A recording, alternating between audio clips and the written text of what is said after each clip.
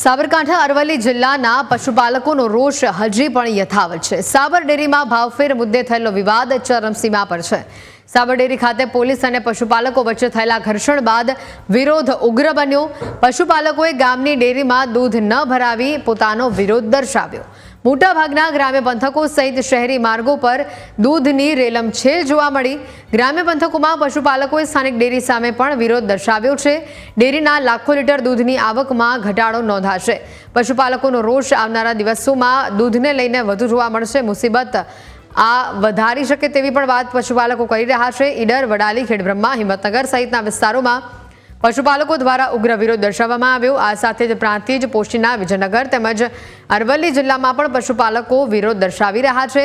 પશુપાલકો સતત 2 દિવસથી સાબર ડેરી સામે ભાવફેરને લઈને પોતાનો આક્રોશ ઠાલવી રહ્યા છે। અરવલ્લી જિલ્લાના જે પશુપાલકોનો સાબર ડેરી સામે ભાવફેર મામલે જે વિરોધ છે તે દિન પ્રતિદિન ઉગ્ર બની રહ્યો છે। અને દ્રશ્ય આપણે બતાવીશ કે જે પ્રમાણે સાબરકાંઠા જિલ્લાના મોટાભાગના ગ્રામ્ય પંથકોની અંદર પશુપાલકોએ પોતાનું દૂધ આજે ભરાવ્યું નથી ને સવારથી જ આ ડેરી છે તેમાં પણ તાળાબંધી જોવા મળી રહી છે। અને સ્થાનિક પશુપાલકોએ પોતાનો રોષ ઠાલવીને ડેરીની અંદર દૂધ ન ભરાવી સાબર ડેરીની અંદર જે દૂધની આવક છે તેમાં ક્યાંક ને ક્યાંક આજે લાખો લીટર દૂધની આવકમાં ઘટાડો નોંધાશે। તો સાથે સાથે પશુપાલકોનો જે દૂધનો ભાવફેર મુદ્દો છે તેને લઈ પશુપાલકો પોતાની જીદ ઉપર ઉતર્યા છે। અને હવે પશુપાલકો જે પ્રમાણે ગત વર્ષે 602 કરોડ જેટલો ભાવફેર જે ચૂકવવામાં આવ્યો હતો તેની સામે ચાલુ વર્ષે 500 કરોડ જેટલો ભાવફેર ચૂકવવામાં આવ્યો છે।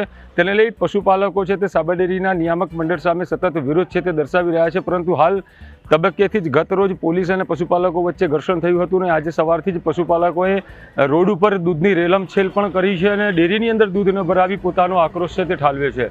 જોવાનું એ રહેશે કે આવનાર દિવસોની અંદર પશુપાલકો સહિત સાબર ડેરી સામે થયેલો વિરોધ વંટોળ કેવા અને કયા પ્રકારનો માર્ગ અપનાવે છે।